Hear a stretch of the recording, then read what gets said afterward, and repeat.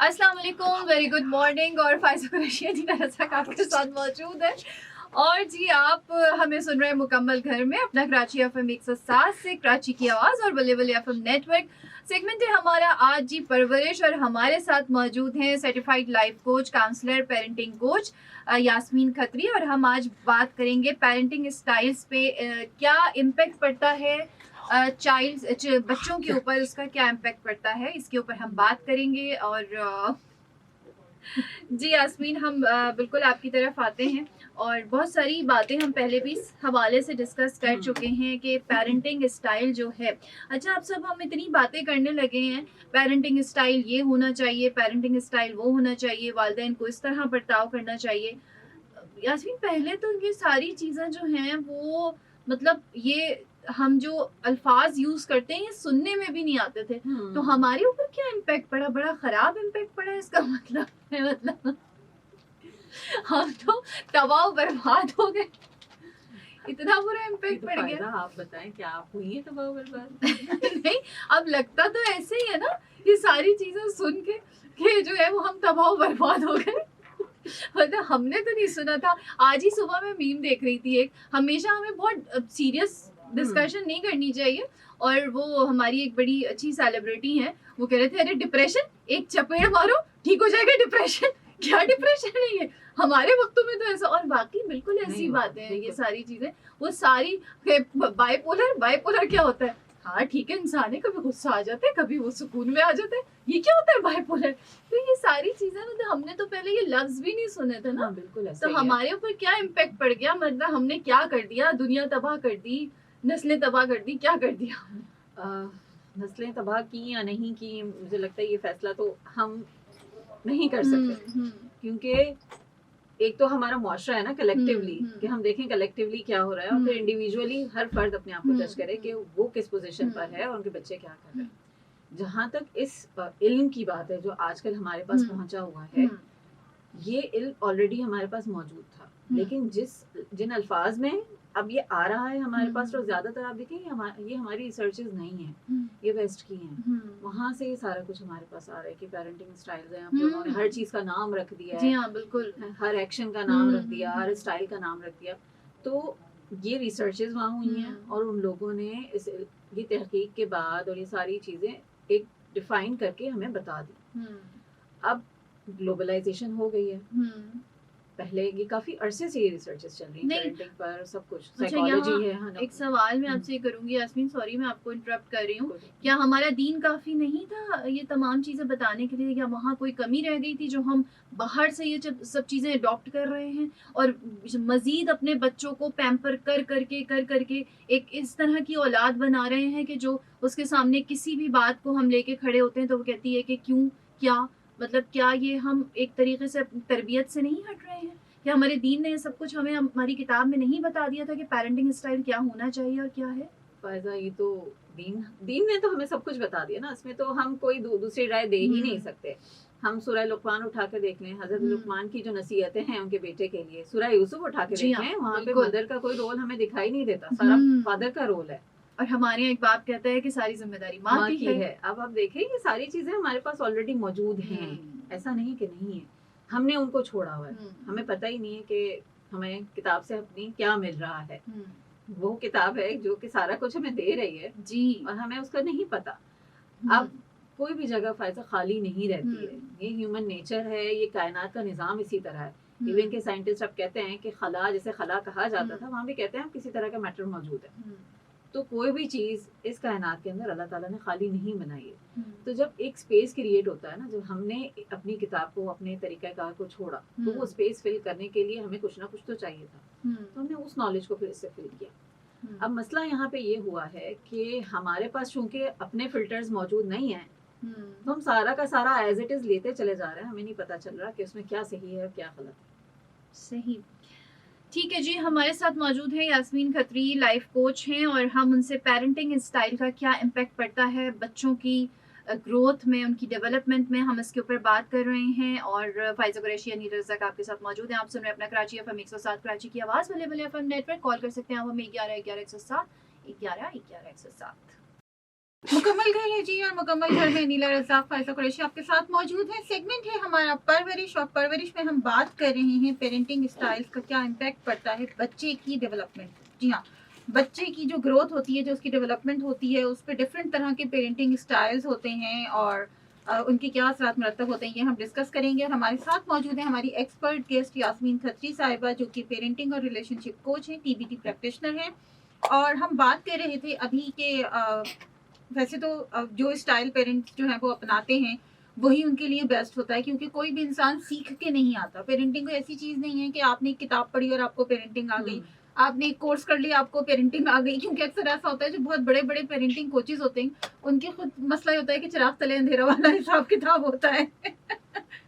लेकिन फिर भी यास्मीन, अगर हम बात करें रिसर्चर्स की, जो लोग ये सारी चीज़ें इनके ऊपर स्टडी कर रहे होते हैं, बाकायदा ये एक तालीम है जो ली जा रही होती है, और इस पर बड़ी बड़ी जो है वो डिग्रीज जो है वो मिल रही होती हैं बाहर के ममालिक में।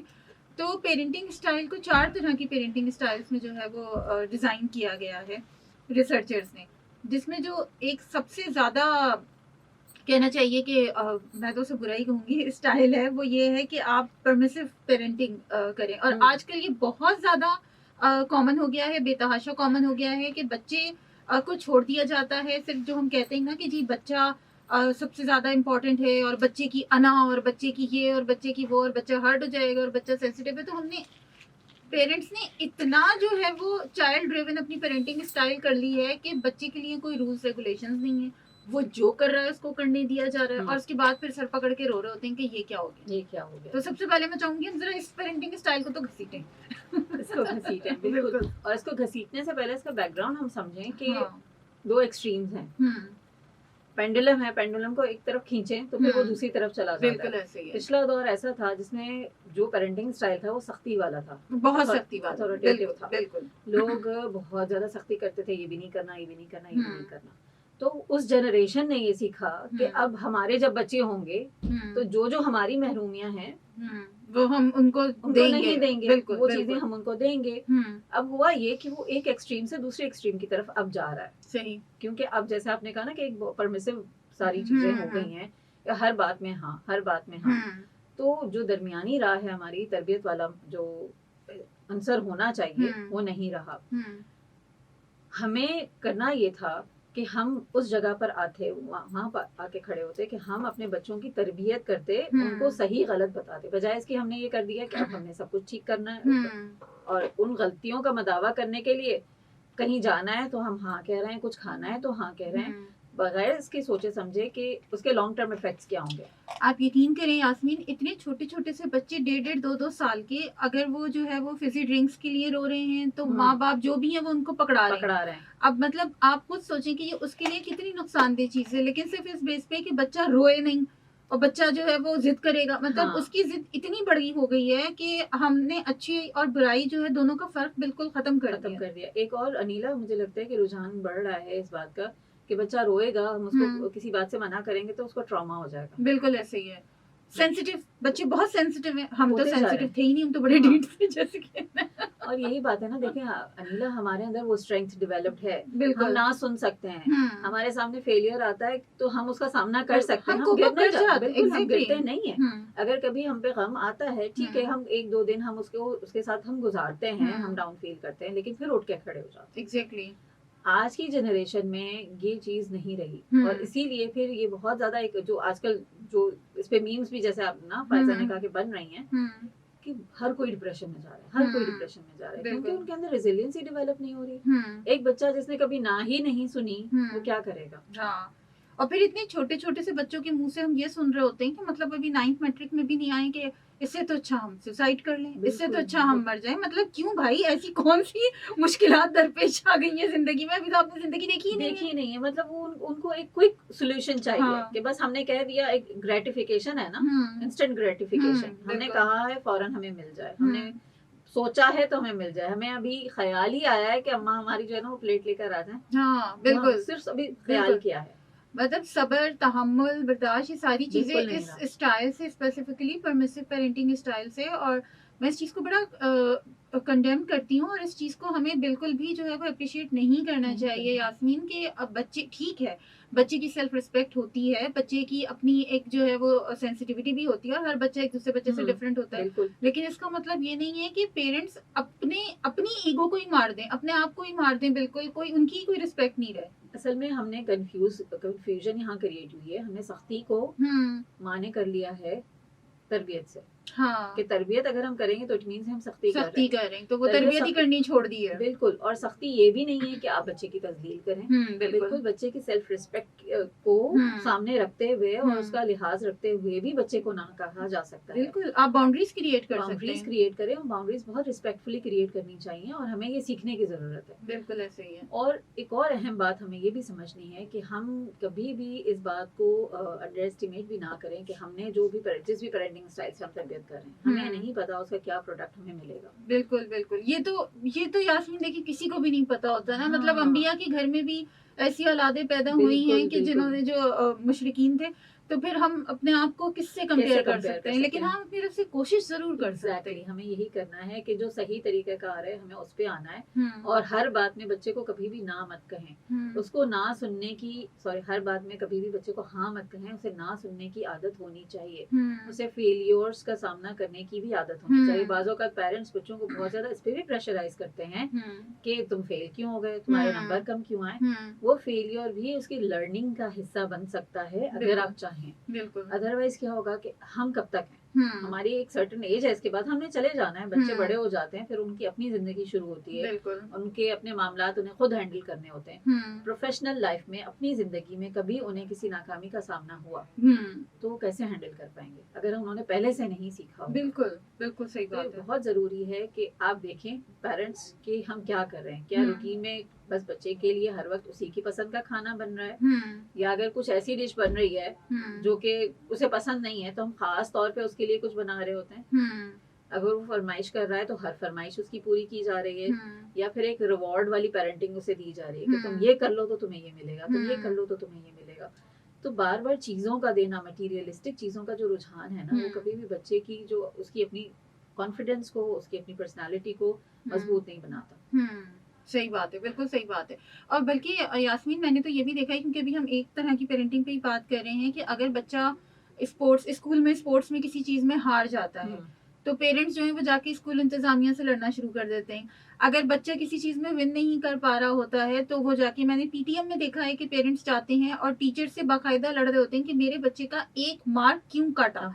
मतलब वो 1 मार्क के लिए प्रॉपर 1.5 घंटे की जो है वो लड़ाइयाँ चल रही होती हैं कि नहीं आप देखिए यहाँ से आप इसके नंबर बढ़ाएं और यहाँ से आप इसके नंबर बढ़ाएं। हम अपने बच्चे को ये चीज नहीं सिखा रहे कि कोई बात नहीं, मतलब आज तुम्हारे नंबर कम आए हैं तो कल तुम और मेहनत करोगे तो ज्यादा हो जाएंगे। लेकिन हम बच्चों को साथ लेकर जाते हैं और उसके सामने खड़े होकर लड़ रहे होते हैं। ये तो आपने इतनी प्यारी बात कही है, मेरे दिल को लगी है। इस पे पेरेंट्स को बार बार मैं एम्फसाइज करती हूँ कि प्लीज बच्चों के सामने टीचर की कभी भी इस तरह से डिसरिस्पेक्ट ना करें, बहुत जरूरी है। और इससे ये हो रहा है, आप देखें ना, ऐसे रुझान कितना बढ़ गया है कि बच्चे आजकल उस्तादों की इज्जत नहीं करते, फौरन मुंह जवाब दे रहे होते हैं। एग्जैक्टली। और फिर हमने तो बच्चों को अपनी एक ट्रॉफी बना लिया है ना, कि हमारे बच्चे का 1 नंबर आएगा तो हम 1 नंबर ज्यादा अगर कम आ गया तो क्या होगा, हम खानदान में मुंह क्या दिखाएंगे। हाँ बिल्कुल।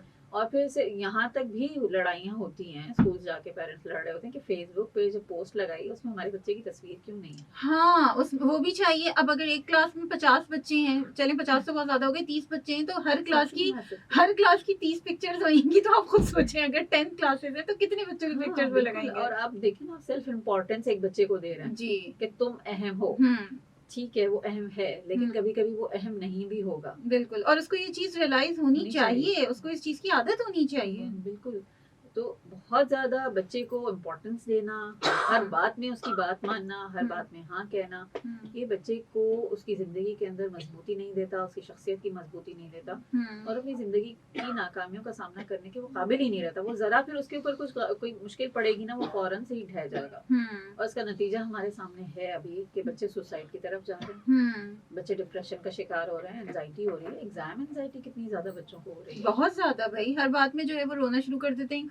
हर बात में वो कहना शुरू कर देते हैं कि इससे तो अच्छा हम सुसाइड कर लें। अभी आप ये देखें बिल्कुल नियरेस्ट चीज़ जो है कि बहुत सारे स्कूल्स में रमज़ान में जो है एग्जाम्स आ रहे हैं और इतना वावेला पेरेंट्स ने और बच्चों ने मिलके मचाया हुआ है। आप किसी भी सोशल मीडिया प्लेटफॉर्म को उठा के देख लें तो हमने नहीं दिए थे क्या एग्जाम्स रमज़ानों में, हमने तो बोर्ड के एग्जाम्स दिया करते थे हम जा के, तो हम भी तो रोज़ा रखते थे, हम भी तो उस टाइम पे बच्चे ही थे। लेकिन आज का बच्चा कहता है नहीं, अगर मैं रोज़ा रखूंगा तो मैं दोपहर 1 बजे सो के उठूंगा, उसके बाद मैं नमाज पढ़ूंगा और फिर मैं दोबारा सो जाऊंगा, मुझे पढ़ना नहीं है।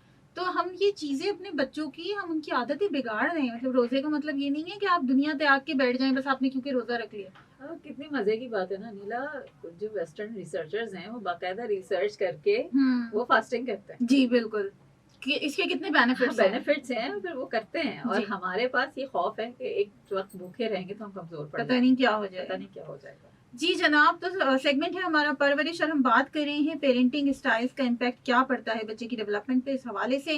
और अभी हमने एक पेरेंटिंग स्टाइल जो है वो डिस्कस कर लिया है। यास्मीन खत्री हमारे साथ मौजूद हैं जो कि पेरेंटिंग और रिलेशनशिप कोच है, टीबीटी प्रैक्टिशनर है। अनीला रज़ाक फाइज़ा कुरैशी आपके साथ मौजूद हैं। आप हमें कॉल कर सकते हैं 1111-107 पे और कराची से बाहर वाले 021 कोड में लाएंगे। सुनते रहिए अपना कराची FM 107 कराची की आवाज़ और बल्ले बल्ले FM नेटवर्क।